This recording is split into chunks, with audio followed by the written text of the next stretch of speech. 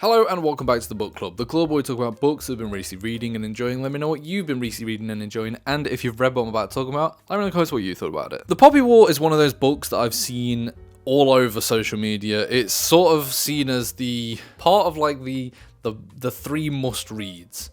I feel like you've got Red Rising, The Poppy War, and Mistborn. I've read Red Rising, and oh my god, it's incredible. I'm currently reading, is it Golden Sun, the second book? I've not yet read Mistborn, but Poppy War lives up to that title that it needs to be in your absolute must-reads for any person who enjoys fantasy books. This is my first time reading a book from R.F. Kuang. If I'm saying that correctly, apologies if I'm not, but I now need to read more. I know that she's a very hyped-up author, like, in terms of just all the books that she's done in such a short span of time as well. You've got Babel, you've got the trilogy of the Poppy War, you've got Yellowface. I know she's just released another book and there was something else as well, and all of them apparently are phenomenal. And from what I can tell in Poppy War, I absolutely wholeheartedly agree. So if you don't know what Poppy War is, it follows this girl Rin who completes an exam to get into a school, and this school is essentially like, it's kind of training soldiers, but also it's the place to go if you want to sort of excel in life and become something else. She's not really supposed to be there. She's an orphan from a poor town in the outskirts, and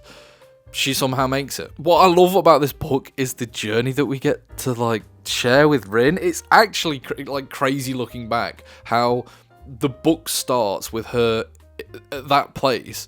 We go through the whole school experience, and then the last two acts are just, Jesus Christ. They're heavy. They're very heavy.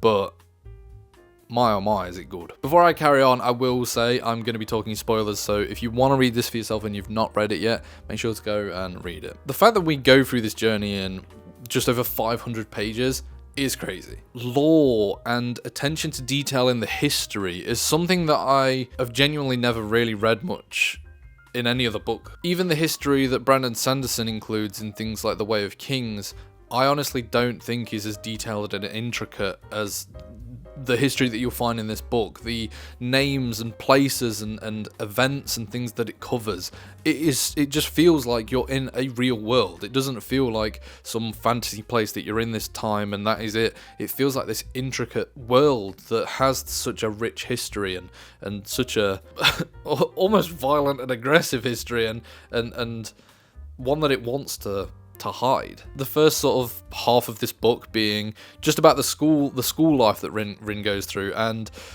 there being these little seeds of the powers that might be at place within this world, and we're not 100% sure, only to confirm that later on. It's just such a cool progression for the character. And then, oh my god, when war hits in this book, it hits in a way that I have genuinely never felt a war. I feel like in a lot of fantasy books, mainly the ones that I've read, war and battles are just this one huge thing that takes place on a huge field. The way that it uses, I can't remember the name of the town now, but the place that they have to sort of hold, and the drawn out effects of this town at siege, and how they try to just struggle for the most part to keep it intact, to keep it theirs, and the psychological warfare and all the other little bits that the opposing Mungan, is it? I think I feel like it's been like 2 weeks since I actually finished this book, so now my brain is blanking on all the names. But the fact that you've got them just doing all this warfare stuff, and it's the first book that felt like a sort of real depiction of what war would genuinely look like, and a real true battle. Might be one of the darkest books that I've read so far, in terms of when it wants to go bloody and gruesome and just vile and disgusting, but also true to the nature of what war is. This book goes to those places, and it goes to those places quite graphically and quite horrifically in some senses of the word. I can't, yeah, I was just jaw-dropped reading it. The power system and the gods are so intriguing and cool as well. The fact that you've got this world where gods do exist, and while a lot of people either don't believe in them or refuse to believe in them, you've got these people who do. And the whole law that resides with them, with the cave where they're all basically imprisoned because they slowly lose their minds to the gods, and the gods aren't necessarily these good, righteous people who are trying to help the humans. They are kind of scum. The betrayals that we get towards the end, and the place that Rin sort of ends up at, and that last few acts and chapters is just like the fact that she essentially nuked a continent.